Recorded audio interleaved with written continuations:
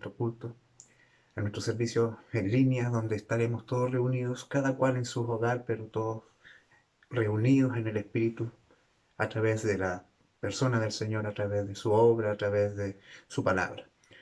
Les agradezco a cada uno de ustedes haber estado el día viernes recordando junto a nosotros el sacrificio del Señor y haber estado frente a la gloria de la palabra de Dios y adorando su precioso nombre.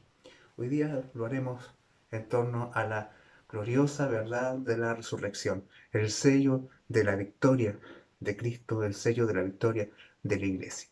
Y antes de pasar a lo que tenemos para hoy, quiero invitarles a que tengamos un momento de oración y dediquemos este tiempo para que Dios dirija todo y Él sea muy glorificado en lo que vamos a hoy hacer para su gloria. Oremos al Señor. Amado Salvador, nos presentamos delante de ti en el nombre de Jesús, amado Padre, y dedicamos este tiempo a ti. Venimos, Señor, quizás con nuestras preocupaciones, nuestros afanes, nuestras luchas, pero a ti las rendimos, porque sabemos que tú eres el vencedor, que tú eres el victorioso sobre todo.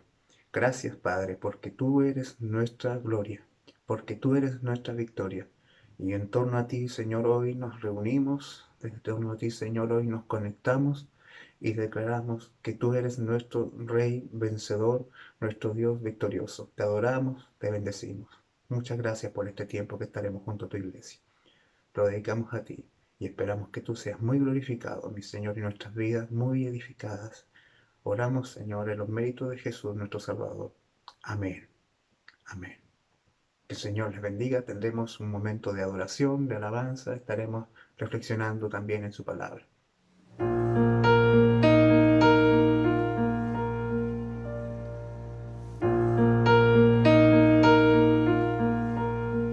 Hermanos, queremos saludarles esta mañana y desearles las más ricas bendiciones.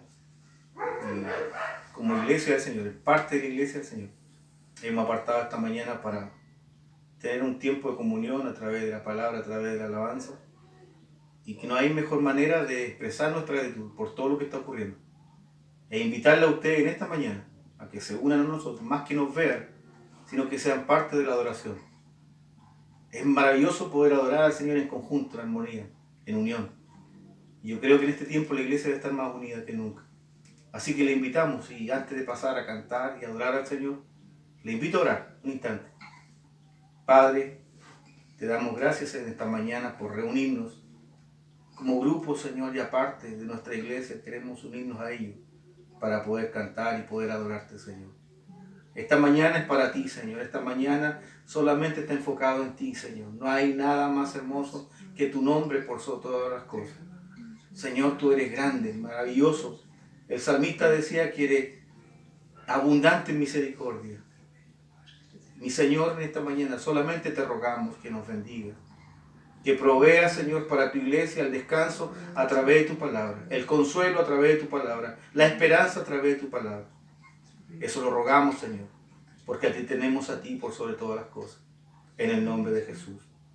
La palabra del Señor dice algo muy glorioso. Dice, cuánto he deseado comer con vosotros esta Pascua. Y en memoria en este día domingo, en esta mañana de día domingo, recordar el maravilloso sacrificio que Cristo hizo por nosotros. Cuando Él entregó el pan simbolizando su cuerpo, cuando Él dio a beber el vino simbolizando su sangre, mostrando el sacrificio más glorioso que nosotros como seres imperfectos pudiéramos recibir. Y esta mañana queremos cantar una maravillosa alabanza en memoria de aquel que hizo todo eso glorioso por nuestras vidas, que perdonó nuestras vidas a través del sacrificio de la cruz del Calvario. Le invitamos a cantar al Señor.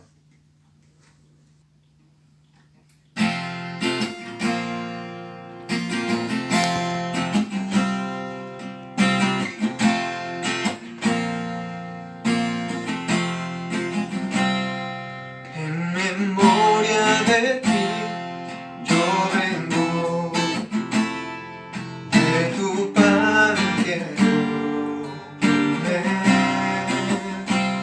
y a tu mesa me acerco, tu copa quiero yo beber. Cristo, he venido a adorarte hoy.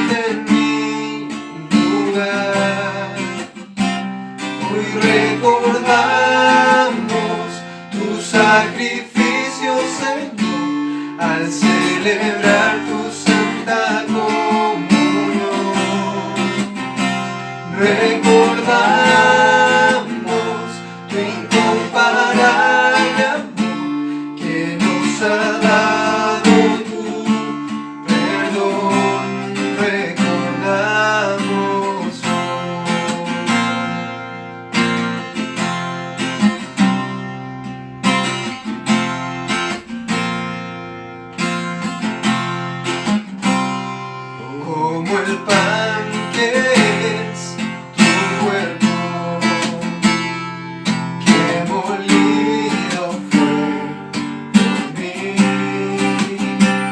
Tomó la copa que es tu sangre, que derramada fue por mí. Cristo, he venido a honrarte hoy, un nuevo pacto a celebrar,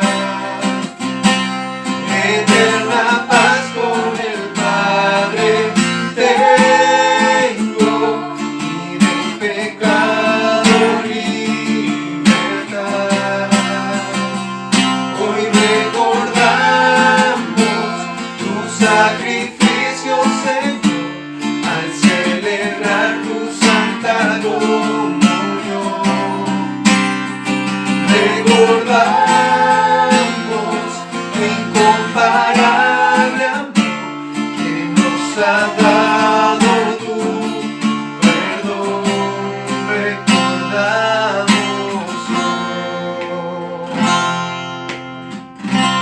Recordamos hoy,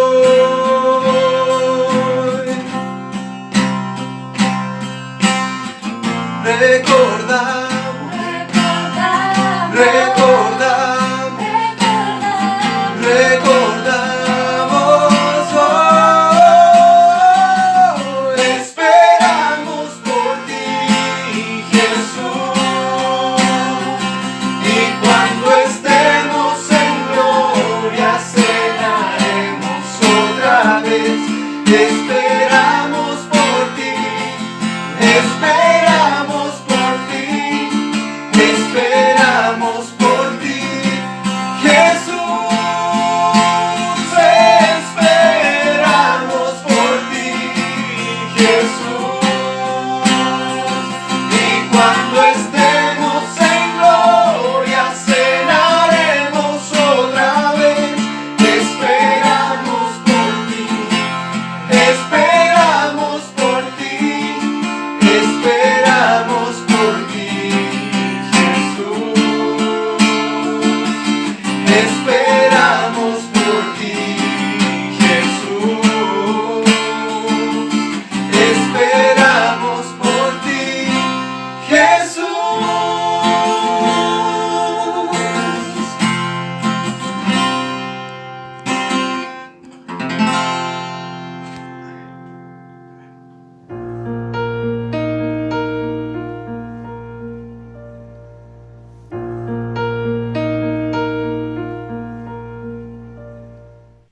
Primera de Corintios, capítulo 15, del verso 1 al verso 14. Dice así: porque os declaro, hermanos, el evangelio que os he predicado, el cual también recibisteis, en el cual también perseveráis, por el cual asimismo, si retenéis la palabra que os he predicado, sois salvos, si no, creísteis en vano. Porque primeramente os he enseñado lo que asimismo recibí, que Cristo murió por nuestros pecados conforme a las Escrituras, y que fue sepultado y resucitó al tercer día conforme a las Escrituras, y que apareció a Cefas y después a los 12, después apareció a más de 500 hermanos a la vez, de los cuales muchos viven aún y otros ya duermen. Después apareció a Jacobo, después a todos los apóstoles, y al último de todos, como a un abortivo, me apareció a mí. Porque yo soy el más pequeño de los apóstoles, que no soy digno de ser llamado apóstol, porque perseguía a la iglesia de Dios. Pero por la gracia de Dios soy lo que soy, y su gracia no ha sido en vano para conmigo. Antes he trabajado más que todos ellos, pero no yo, sino la gracia de Dios conmigo. Porque o sea yo, o sean ellos, así predicamos y así habéis creído. Pero si se predica de Cristo que resucitó entre los muertos, ¿cómo dicen algunos entre vosotros que no hay resurrección de muertos? Porque si no hay resurrección de muertos, tampoco Cristo resucitó. Y si Cristo no resucitó, vana es entonces nuestra predicación, vana es también vuestra fe. Versículo 55. ¿Dónde está, oh muerte, tu aguijón? ¿Dónde, oh sepulcro, tu victoria? Ya que el aguijón de la muerte es el pecado, y el poder del pecado, la ley, mas gracias sean dadas a Dios, que nos da la victoria por medio de nuestro Señor Jesucristo. Así que, hermanos míos amados, estad firmes y constantes, creciendo en la obra del Señor siempre, sabiendo que vuestro trabajo en el Señor no es en vano. Amén.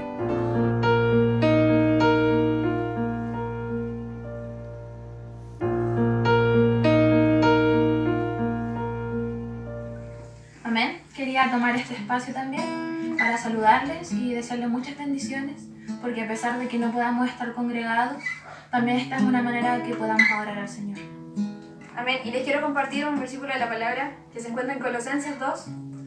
Dice: y a vosotros, estando muertos en pecados y en la incircuncisión de vuestra carne, os dio vida juntamente con él, perdonándoos todos los pecados, anulando el acta de los decretos que había contra nosotros, que nos era contraria, quitándola de en medio y clavándola en la cruz, y despojando a los principados y a las potestades, los exhibió públicamente, triunfando sobre ellos en la cruz. Amén.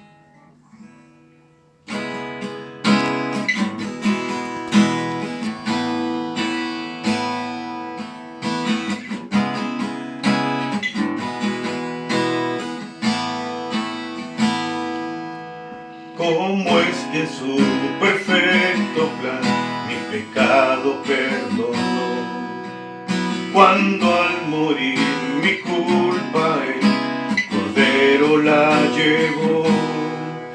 Cuán sabio y soberano Dios su gloria mostrará,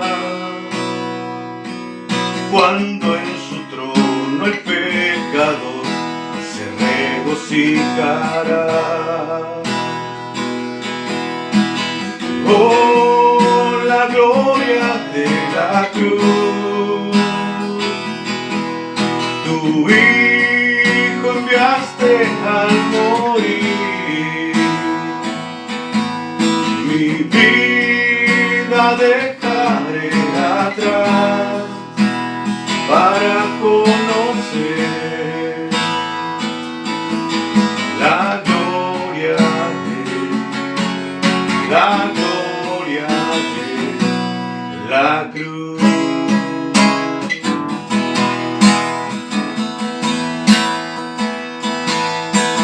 Muéstranos tu gloria, la gloria de la cruz.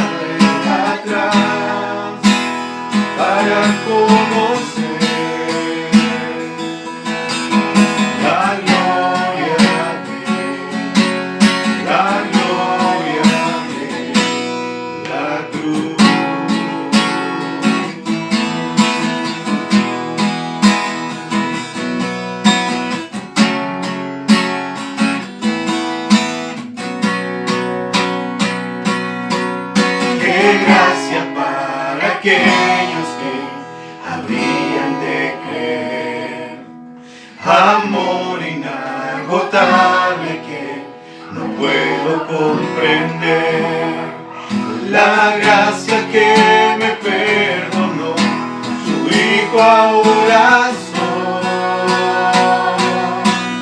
amado por la eternidad, lo que hiciste, oh Dios. Oh, la gloria de la cruz, tu Hijo enviaste a morir, mi vida vida dejaré atrás para conocer,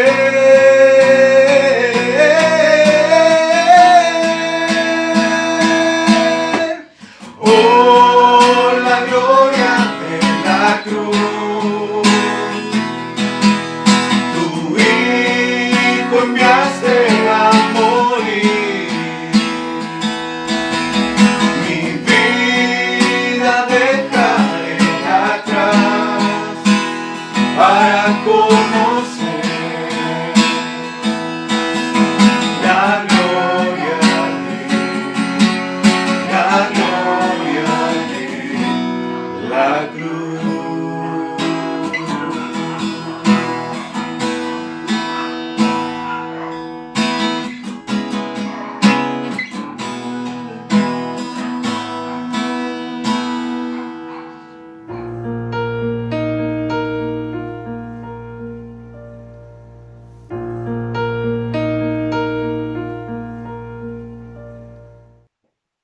En esta mañana recordamos un evento glorioso dentro de la historia, dentro de lo que es el desarrollo de la iglesia y dentro de lo que es sobre todo el desarrollo de la historia de la redención.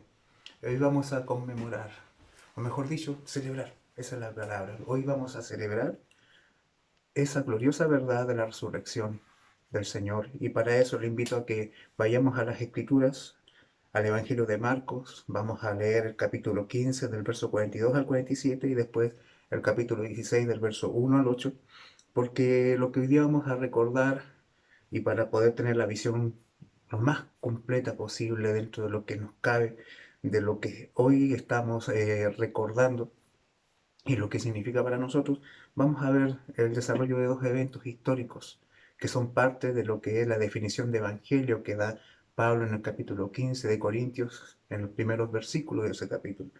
Y dice así la palabra del Señor. Cuando llegó la noche, porque era la preparación, es decir, la víspera del día de reposo, José de Arimatea, miembro noble del concilio, que también esperaba el reino de Dios, vino y entró osadamente a Pilato y pidió el cuerpo de Jesús. Pilato se sorprendió que ya hubiese muerto, y haciendo venir al centurión le preguntó si ya estaba muerto. E informado por el centurión, dio el cuerpo a José, el cual compró una sábana y quitándolo lo envolvió en la sábana y lo puso en un sepulcro que estaba cavado en una peña. E hizo rodar una piedra a la entrada del sepulcro, y María Magdalena y María, madre de José, miraban donde le ponían. Cuando pasó el día de reposo, María Magdalena, María la madre de Jacobo y Salomé compraron especias aromáticas para ir a ungirle, y muy de mañana, el primer día de la semana, vinieron al sepulcro ya salido el sol, pero decían entre sí, ¿quién nos removerá la piedra de la entrada del sepulcro? Pero cuando miraron vieron removida la piedra, que era muy grande, y cuando entraron en el sepulcro vieron a un joven sentado al lado derecho, cubierto de una larga ropa blanca, y se espantaron. Mas él les dijo, no os asustéis, buscáis a Jesús Nazareno, el que fue crucificado, ha resucitado, no está aquí, mirad el lugar donde le pusieron. Pero id, decid a sus discípulos y a Pedro, que él va delante de vosotros a Galilea. Allí le veréis como os dijo. Y ellas se fueron huyendo del sepulcro, porque les había tomado temblor y espanto, ni decían nada a nadie, porque tenían miedo. El mensaje del Evangelio es la proclamación de tres eventos históricos sólidamente documentados acerca de la irrupción del Dios hecho hombre en la historia de la humanidad. Y estos eventos son la muerte de Jesús, su sepultación y su resurrección. Hemos, en el sermón anterior, presenciado el momento épico de la redención, donde el Cordero fue puesto en el altar y fue sacrificado para expiar nuestros pecados. Allí la maldad de los escogidos fue cancelada. Las horas han pasado y la lucha llegó a su fin. La victoria se consiguió. El Señor fue obediente hasta la muerte y su obra ya ha sido consumada. El Señor fue crucificado el viernes aproximadamente a las 9 de la mañana. Estuvo colgado en la cruz hasta las 3 de la tarde, cuando Él entregó su espíritu, y a las 6 de la tarde aproximadamente Él ya debía estar siendo sepultado.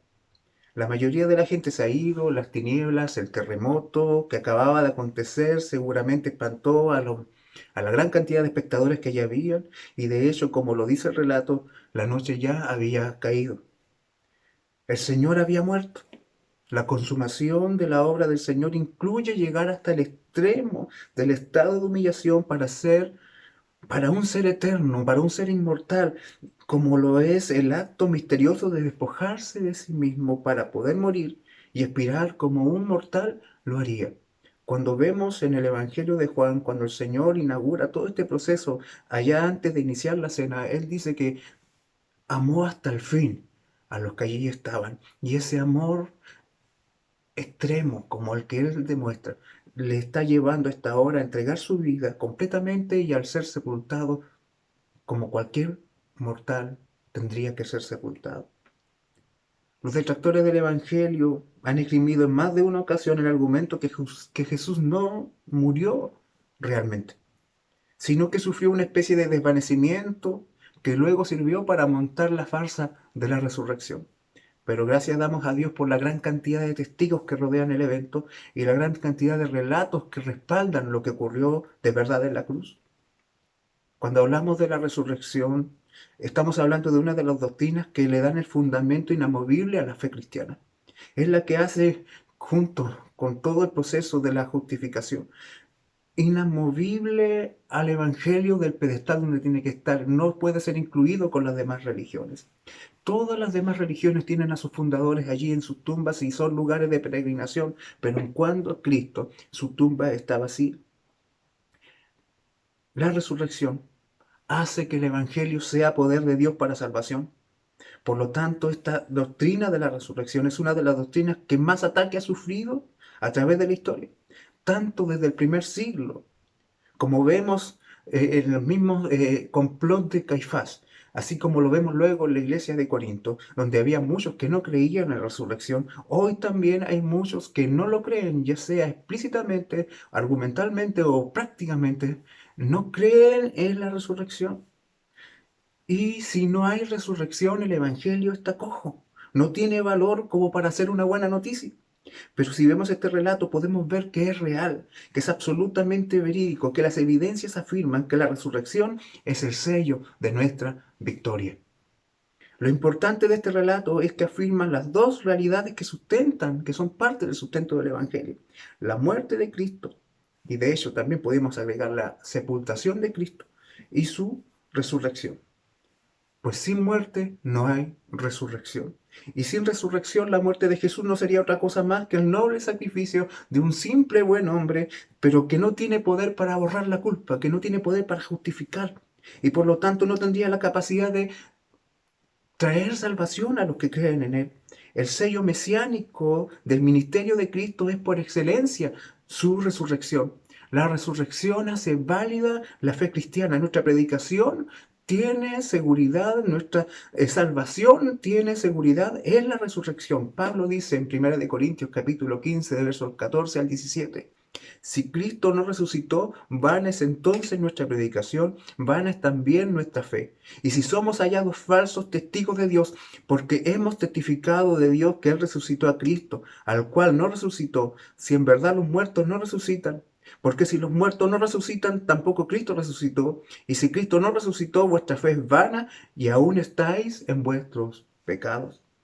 Si el cristianismo no contara con la resurrección de Jesús, nuestra fe sería inútil y los cristianos seríamos los hombres más dignos de lástima. Porque habríamos puesto nuestra fe, estaríamos entregando nuestras vidas por un mensaje sin valor. 1 Corintios capítulo 15, 19 dice: si en esta vida solamente esperamos en Cristo, somos los más dignos de conmiseración de todos los hombres. La victoria del Señor sobre nuestros enemigos, Satanás, el pecado y la muerte a través de la cruz y la resurrección son la garantía de que sus promesas son reales y ciertas, y aún en tiempos de espera, aun cuando el día de nuestra glorificación no ha llegado, estas verdades de la fe, que Él murió y resucitó, serán el consuelo y la fortaleza de la iglesia hasta el día en que estemos con Él definitivamente. En esta carrera el sufrimiento estará presente. Perderemos a seres queridos, perderemos nuestras propias vidas, pero nunca perderemos la victoria que Jesús selló con su resurrección. Bendito sea el nombre del Señor. Para ir a la gloria de la resurrección, primero tenemos que ver la realidad de la muerte. La muerte en toda su realidad, en todo lo que esto implica. La hora había avanzado, en el día de la preparación, el sábado y toda la actividad religiosa relacionada con la Pascua comenzaría aproximadamente a las 6 de la tarde, y era contrario a la ley dejar el cuerpo de un muerto, sobre todo en un madero, durante la noche. Y esto habría sido aún más reprensible si se hubiese dejado el cuerpo del muerto colgado aún en la cruz el día sábado. Además, recordemos que este sábado no era un sábado normal, era un sábado de Pascua.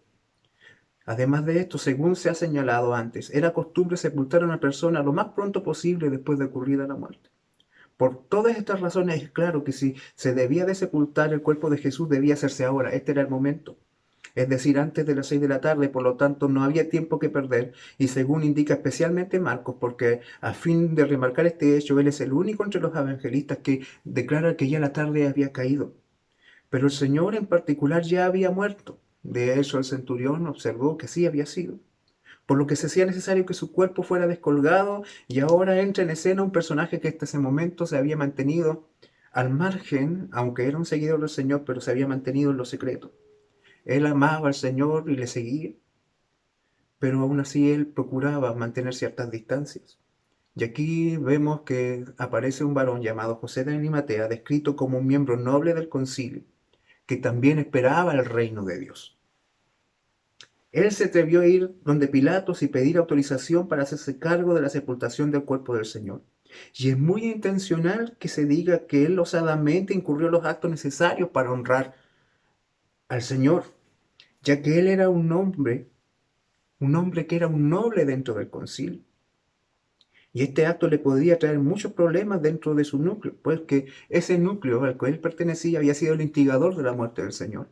Además, siendo un noble judío, al tanto de toda la ley ceremonial, él no podía tener contacto con el cuerpo de un muerto, menos con el de un maldito como aquel que había sido colgado en la cruz del madero, en la cruz del Calvario.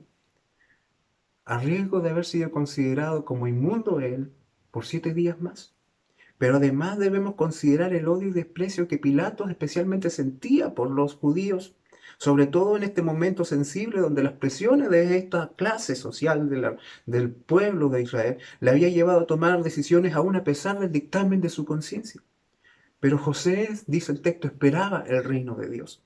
Esto quiere decir que él sí había entendido la naturaleza de las profecías y del ministerio del Mesías prometido, y por lo tanto veía en Jesús ese cumplimiento. Es notorio el asombro de Pilato cuando se le pide el cuerpo de Jesús para ser sepultado, pues generalmente los crucificados demoraban mucho en morir.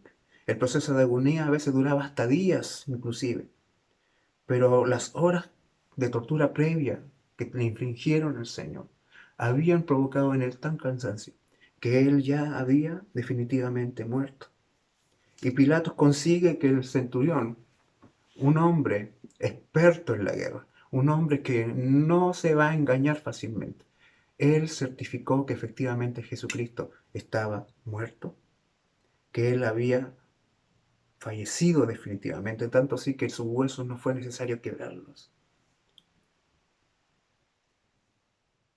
Jesús sí había muerto. Y al tomar el cuerpo, envolverlo en una sábana nueva, como dice el texto, ponerle en una tumba cavada, en una cueva, se cumplía con eso también otra profecía en torno a la persona del Señor. Isaías 5, verso 20, y se dispuso con los impíos su sepultura, mas con los ricos fue en su muerte, aunque nunca hizo maldad, ni hubo engaño en su boca. Notemos que en vida y en muerte Jesús es causa de transformación de vidas. El Evangelio tiene tal poder que aún los hombres que no tienen mayores necesidades, como José de Arimatea, se da cuenta que sin Jesús no tiene nada. Y que sus vidas satisfechas y completas carecen de todo si no tiene a Cristo. Esa es una gracia maravillosa que provoca la necesidad en el hombre de ir a Jesús. Además de aquello podemos ver las piadosas mujeres que habían acompañado al Maestro, que le amaban y le servían, a María Magdalena, a María la madre de José, quienes miraban donde ponían al cuerpo del Señor. Cuánto hubiesen deseado ellas honrar a su amado ser querido, como lo hubiese hecho cualquier familia de ese tiempo. Pero ya no había espacio, ya no había lugar para hacerlo. Además de esto, demuestra el texto con todo este recorrido que habían suficientes testigos que certificaban la muerte real del Señor Jesús. Tenemos al centurión, tenemos a Pilatos, tenemos a José de Arimatea, tenemos a las mujeres, en fin, una suma de testigos que pueden certificar de que Cristo definitivamente había fallecido. ¿Qué significa esto? Que el Salvador del mundo se había identificado a tal nivel con los que estaba salvando que llega a la misma condición de ellos muriendo. Él está muerto, porque si había de resucitar a los que estaban muertos en delitos y pecados, él mismo también muere. En su rol de Salvador, él debía identificarse a tal nivel con el objeto de su misericordia para ser el sustituto perfecto de ellos, que él se entrega a la muerte, de que él permite que su cuerpo sea despojado de vida, para que así también él luego sea el vencedor sobre todo el enemigo que el hombre tiene, para que sea el vencedor inclusive de la misma muerte, y así ser coronado como rey absoluto de todo el universo y especialmente el dueño de todos aquellos por los cuales él murió. Hay muchas victorias que el hombre ha conseguido y que dentro de su contexto quizás son muy significativas, pero que a veces a pesar de ello, estas se diluyen y se olvidan. Pero hay una victoria que es definitiva y que trasciende por la eternidad, y es la que ocurrió en ese domingo de gloria, donde Jesús sella definitivamente su victoria. Los 4 evangelios varían en su forma de relatar los eventos que rodean la resurrección del Señor. En algunos ofrecen detalles que se pueden ir sumando para tener una visión más completa. Pero hay un elemento común, que ninguno de ellos relata la resurrección en sí. Cuando hablamos de resurrección, esta palabra deriva del verbo latino resurgere, que es, como lo decíamos en el sermón anterior, una combinación de 2 palabras en nuestro idioma para poder llegar a una en el griego, y que es la suma de nuevo, subir, de nuevo, surgere, subir. Y la palabra que se usa en el Nuevo Testamento para resurrección también proviene de un sustantivo griego, anastasis, que significa ana, hasta o de nuevo, y stasis, pararse o bien ponerse de pie. Por lo tanto, la palabra significa literalmente eso, levantarse de nuevo, ponerse de pie. Tanto en la literatura antigua y la moderna, la palabra describe a un muerto volviendo a la vida. Sin embargo, cuando se aplica a Cristo, el término adquiere un significado único que solamente se cumple en Él. Y esto es absolutamente esencial, que reconozcamos que la resurrección de Cristo no fue una simple revivificación, aunque eso no ocurre todos los días, pero no era más que eso. En el Antiguo Testamento vemos al hijo de la viuda de Sarepta, al hijo de la Sunamita, que fueron resucitados a la vida por el poder de Dios obrando a través de Elías y Eliseo. En el Nuevo Testamento nos muestra a Lázaro siendo resucitado entre los muertos, a la hija de Jairo, a un niño, a Tabita, a Eutico. Sin embargo, aunque fueron realmente revividos de entre los muertos, ellos volvieron a experimentar la muerte, ellos volvieron a la tumba.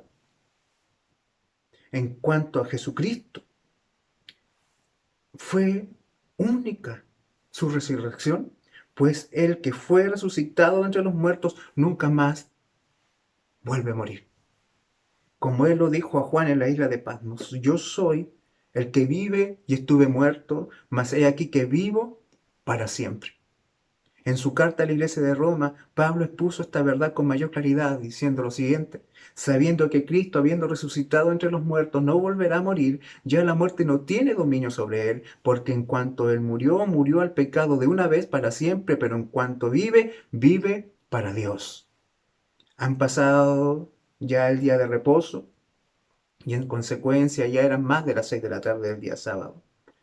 Y allí en ese instante los bazares nuevamente vuelven a abrirse, y esto da la oportunidad para que las mujeres puedan ir a comprar las especies para ellas ya poder dar su homenaje a su amado Señor Jesús. Y entonces, hermanos, vemos de que esas 3 mujeres mencionadas antes en el capítulo 15, verso 40, y 2 de las que se mencionaba en los versículos precedentes, compraron las especias para poder ir a la tumba temprano a la mañana al día siguiente, y sin pérdida de tiempo ungir el cuerpo del Señor. Es cierto que José de Arimatea y Nicodemo habían envuelto el cuerpo en lienzos, habían echado una mezcla de mirra y aloes, pero el cuerpo muerto aún no había sido ungido. Cuando había estado vivo, Jesús ya había sido ungido, pero no después de haber muerto. Además, ya había transcurrido una semana desde que ocurrió el primer ungimiento. Qué hermoso detalle hay en la mención de la constante preocupación de estas mujeres por honrar al Señor. Siempre estuvieron fieles a Él, siempre estuvieron cerca, aún en el monte de la crucifixión, ellas fueron las que estuvieron permanentemente allí acompañando. Allí estuvieron ellas, en el momento de la sepultación también estaban pendientes, esperando ver dónde iban a poner el cuerpo de su Señor, y ahora ellas iban a la tumba con la preocupación. Mire usted este detalle, con este cariño, la preocupación ahora de quién les iba a mover la piedra. Pues todos los hombres que seguían al Señor estaban ocultos, se habían escondido desde la madrugada del viernes. Y ellas se movilizaban con el fin de dar su último homenaje, su última despedida a su amado, a su Jesús, el que había cambiado sus vidas, el que le había entregado amor como nunca antes los habían recibido. Glorias sean dadas al Señor, porque aquí hay un detalle glorioso. Hay muchas personas que aman al Señor con fidelidad, que aman al Señor con todo su ser y ponen todo su esfuerzo por honrarle. Déjame decirte que en la experiencia de las mujeres hay una verdad maravillosa. No hay fidelidad hacia Dios que Él no corresponda con bendición. Ellas, las mujeres, tuvieron el privilegio. Ellas, las que se arriesgaron a seguir a Jesús hasta la cruz, las que se arriesgaron a seguirlos hasta la tumba, las que se arriesgaron a comprar las especies para ir allá a enfrentar los soldados que estaban de guardia y quizás enfrentar la dificultad de correr la piedra. Esas mujeres que con todas sus debilidades y aún sabiendo de que eran en ese tiempo de la historia miradas como secundarias por la sociedad, ellas están dispuestas a honrar al Señor y el Señor está dispuesto a bendecirlas a ellas con el hermoso privilegio de ser las primeras testigos en presenciar la gloriosa manifestación que existe en la tumba vacía. La piedra que les preocupaba ya estaba removida. Pudieron entrar a la tumba y cuando entraron allí vieron a un joven vestido de largas ropas blancas, el cual se describe en Mateo como un ángel. Y ellas estaban allí, atemorizadas, pero él las recibe con palabras llenas de consuelo, llenas de misericordia y compasión, y les dice: no os asustéis, buscáis a Jesús Nazareno, el que fue crucificado. Ha resucitado, no está aquí, mirad el lugar donde le pusieron. Espanto hubo en ellas, pues esperaban hacer los últimos homenajes fúnebres a un Jesús que se suponía muerto, pero ¿serían sus sufridos corazones capaces de creer? Ellos iban con tristeza, pero el llamado del ángel era para que se regocijara. El Nazareno. Y note usted la expresión con la cual el ángel lo llama. Es la mejor forma de expresar la realidad del estado de humillación y de quebrantamiento de Jesús. El Nazareno que fue crucificado. Humillación, quebrantamiento, pero a la vez lleno de autoridad. ¿Por qué? Porque Él ha resucitado. Él es ahora el Dios exaltado, lleno de toda autoridad, lleno de todo poder. Él había obedecido, había muerto y había vencido. Bendito sea su nombre. El Salvador fue llevado a la tumba y dejó a la muerte allí, sepultada. Él es el eterno vencedor. Jesús es la sentencia de muerte para la muerte. Por su resurrección podemos decir: ¿dónde está, oh muerte, tu aguijón? ¿Dónde, oh sepulcro, tu victoria? Y si volvió de la muerte, si Él vuelve como un rey vencedor, poderoso, victorioso, sin duda todos pensarían: Él viene a vengarse. Él viene a pagar justamente a los que le traicionaron. Pero Marcos agrega una dulce pincelada de gracia y de misericordia, que aparece solo en su relato, pero que hace de esto algo tan maravillosamente lleno de amor, tan lleno de gracia y misericordia, al mejor estilo de Jesús. El ángel tiene un encargo particular que entregarle a las mujeres. Les dice, pero id, decid a sus discípulos y a Pedro que él va delante de vosotros a Galilea. Allí le veréis como os dijo. Si usted se acuerda de Pedro, ¿dónde estaba Pedro escondido, llorando la miseria de ser un traidor? Sin duda el pescador que le había traicionado negándole, después que le había jurado ir hasta la muerte con él, solo podía esperar el desprecio y la condena del maestro. Pero al contrario, las primeras palabras después de la resurrección le mencionan a él. Él recibía el perdón y el amor y la promesa de un encuentro. Él volverá a estar frente a frente con el Rey Todopoderoso.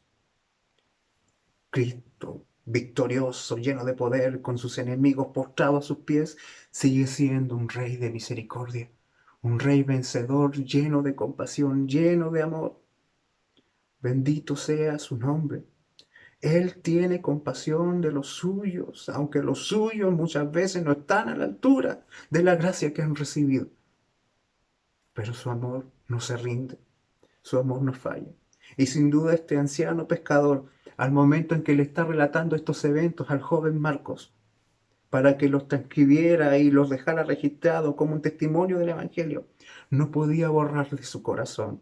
Después de muchos años de su corazón, no podía salir esas expresiones de su Señor. ¿Cuánto le amó? ¿Cuánto le amó?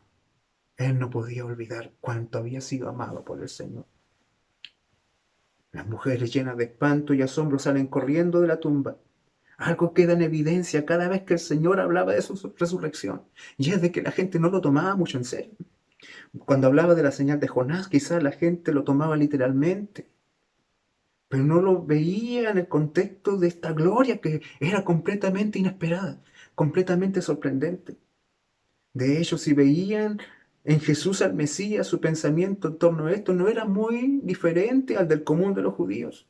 El Mesías es un rey que no muere según ellos. Y si no muere, no es un rey que necesite resucitar. Por eso cuando por fin se cumplen todos los acontecimientos, el escepticismo y el temor se apodera de cada uno de ellos, de aquellos que estuvieron 3 años a su lado y escucharon cada una de sus palabras. Aún hoy nosotros caminamos como si nuestro Señor aún estuviese en la tumba. Pero gloria a Dios, Jesús resucitó. Y esta es la gloria del Evangelio. Anastasis, la resurrección. Este es el sello de la victoria. La epopeya del Salvador no se podía concluir de otra manera.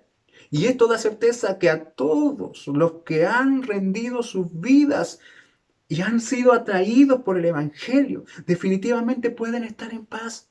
Jesús sí es el Salvador, y aún en medio de cualquier prueba, aún frente a la misma muerte, nuestra fe permanece victoriosa porque Él es victorioso, porque Él es el vencedor, y porque Él ha vencido, nosotros también venceremos. Tu fe es una fe victoriosa. Dice Job en el capítulo 19, verso 15 del verso 25 al 27. Yo sé que mi Redentor vive y al fin se levantará sobre el polvo. Y después de deshecha mi piel en carne de ver a Dios, al cual veré por mí mismo y mis ojos verán y no otro, aunque mi corazón desfallece dentro de mí. Yo sé que mi Redentor vive. ¿Quién podrá derribar este edificio que está construido sobre este fundamento? ¿Quién podrá quitar el sello de la victoria del Evangelio? Cristo está vivo. El Señor ha resucitado. Él está con su pueblo. Él está sentado en su trono. Él nunca ha sido derribado de allí. Él permanece, y aunque este mundo esté en el caos en que está, la victoria es segura porque Cristo vive, y porque Él vive nosotros vivimos, y aunque muramos seguiremos viviendo porque Él es la victoria de la iglesia. Las glorias sean dadas al Señor. La victoria es suya por siempre. Y porque Él resucitó, nosotros también un día resucitaremos. Por eso, en el contexto de los tiempos que estamos viviendo. ¿Quién dice que somos tan especiales que no vamos quizás a estar expuestos a la misma muerte? Nuestro cuerpo es el cuerpo que tiene cualquier otro. Los virus que afectan a uno también nos afectan a nosotros. Pero hay una verdad maravillosa. Que sea lo que sea que se levante, aunque este cuerpo desaparezca, nuestro Redentor vive. Nuestro Redentor está vivo. Y si Él vive, nosotros vivimos y con estos ojos le veremos. Con estos ojos glorificados un día le veremos cara a cara. Oh, bendito sea el Señor. Cuánta gloria hay en este Evangelio. Jesús es la sentencia de muerte para la muerte, la victoria de Cristo sobre la tumba. Le arrancó el aguijón a la muerte. Y como bien dijo el pastor John MacArthur hace un par de días atrás, lo único que puede hacer la muerte a un creyente es entregarlo a Cristo. Es decirle, aquí está tu Hijo. Bendito sea el Señor. Gloria sean dadas al Señor. Anastasis. Él se puso en pie nuevamente. Él ha resucitado. Él vive. Oremos. Señor, cuántas glorias deben ser dadas a ti. Cuánto debe ser adorado y reconocido. Cuánto debe ser admirado y exaltado. ¿Quién es como tú, Señor, que se humilla al extremo de morir, ser sepultado, para luego levantarse con tal poder? Hoy, Señor, los demonios están en silencio. Hoy, Señor, Satanás está esclavizándose. Y Satanás está derribado. La iglesia está en victoria. Aunque nuestros cuerpos, Señor, se van desgastando, hay un tesoro que nunca pierde su valor. Tú eres la victoria de tu iglesia. En ti esperamos. A ti adoramos. A ti sea la gloria por siempre. El sello de la victoria está en la tumba vacía. Hoy tú ya no estás en una tumba. Tú estás aquí junto a nosotros, en el hogar de cada uno de tus hijos, en los corazones de todo tu pueblo, a través de todo el mundo. Tú estás, tú vives y tú permaneces para siempre. Somos más que victoriosos en tu victoria, Señor. A ti sean dadas las glorias, a ti sea dada la alabanza, a ti sea dada la exaltación, por los siglos de los siglos. Amén. Amén. Que el Señor te bendiga, amado hermano. Esta palabra llene de fortaleza y consuelo tu corazón.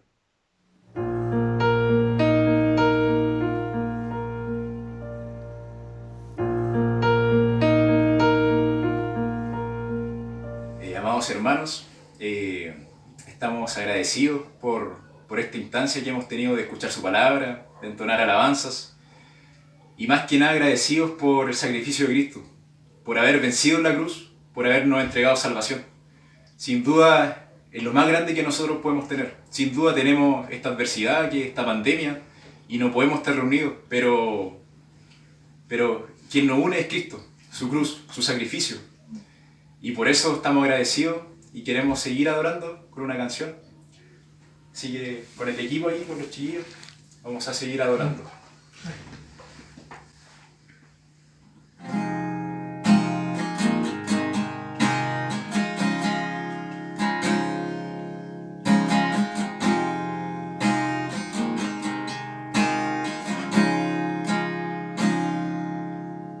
¿Por qué buscas en la tumba aquel que vivo está?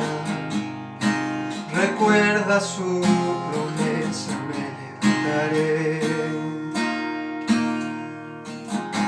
La piedra removida, su cuerpo no se halló. Ha llegado el tercer día, el Señor resucitó. Bendito sea el Dios y Padre del Señor Jesús, quien vive hoy. Esperanza viva tengo, vida junto a Él. Me dio y de la muerte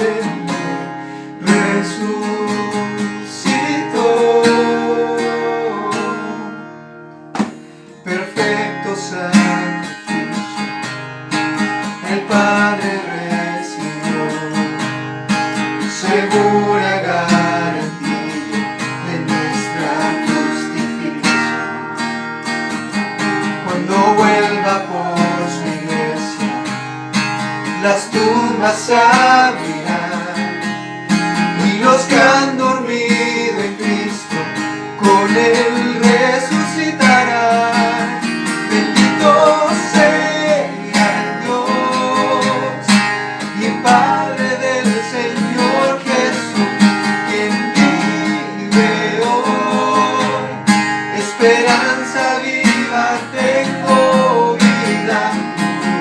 Ya en medio de la muerte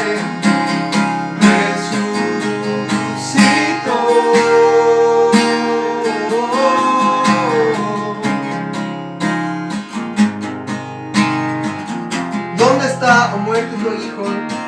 ¿Dónde, oh sepulcro, tu victoria? Ya que el aguijón de la muerte es el pecado y el poder del pecado la ley. Mas gracias sean dadas a Dios que nos ha dado la victoria por medio de nuestro Señor Jesucristo.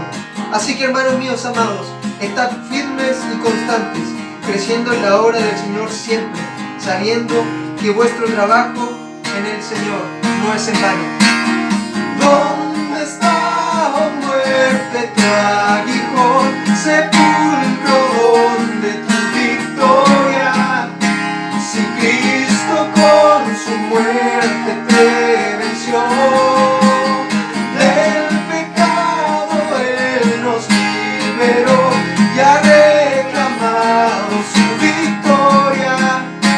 La tumba no lo pudo retener, Él vive hoy.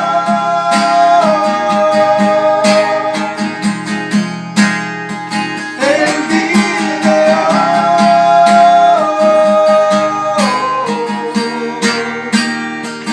Él vive hoy.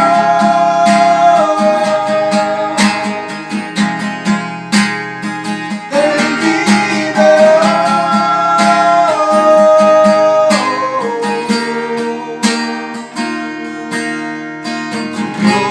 Glorioso el día que de la muerte Él resucitó.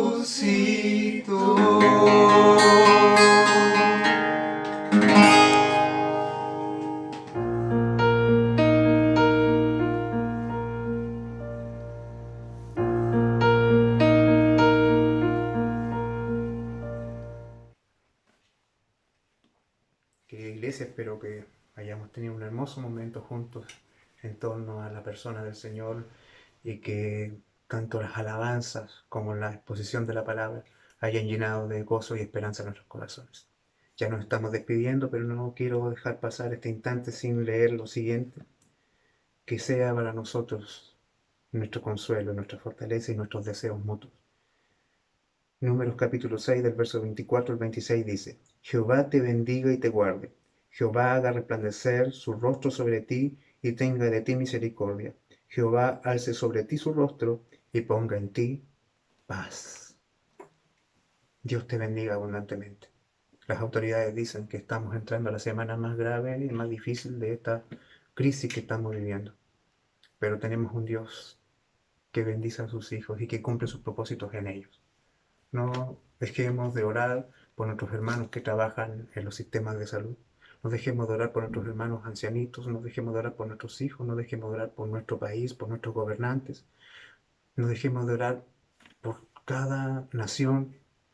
Somos el pueblo de Dios que tenemos la victoria del Señor. Presentémonos en oración cada día junto a nuestras familias. Convoquemos a nuestros hijos. Reunamos a nuestros seres queridos allí en nuestros hogares y apartemos todo el tiempo que sea necesario para estar invocando al Señor, para estar adorando su nombre, para estar dando testimonio de la luz, de la gracia y la misericordia que hemos recibido del Señor. Este tiempo de crisis nos ha llevado de vuelta a nuestras raíces. La iglesia surgió desde los hogares, desde las casas. Hoy día la iglesia ha vuelto a las casas. Sin duda hay un propósito de Dios en eso. Y confiamos de que Él hará una obra poderosa en nuestras familias. Va a desarmarnos de tanta frivolidad que quizás había consumido tanto nuestro tiempo. Va a devolvernos esas conversaciones en torno a la persona del Señor que quizás ya estaban olvidadas en nuestras mesas. Nuestros hijos serán expuestos al Evangelio, como quizás por mucho tiempo no lo hicimos. Ahora que la diversión ya no es prioritaria, que ya no hay espacio ni tiempo, que no está permitido. Hoy día el Señor nos ha encerrado en nuestros hogares para que allí los altares se vuelvan a encender. Dios te bendiga. La paz del Señor sea contigo, que la gracia de Dios siga llenando de gozo tu corazón y te sostenga. Dios les bendiga, amada iglesia. Un abrazo para cada uno de ustedes. El Señor ha vencido. Amén.